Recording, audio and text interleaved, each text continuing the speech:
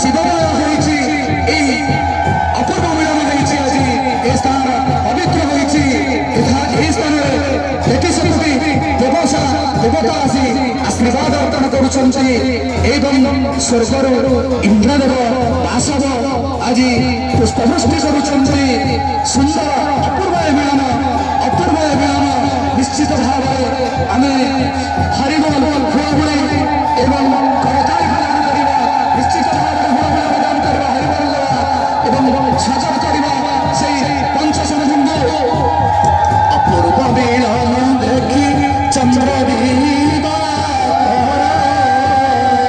সুন্দর বর্ষা করন্তি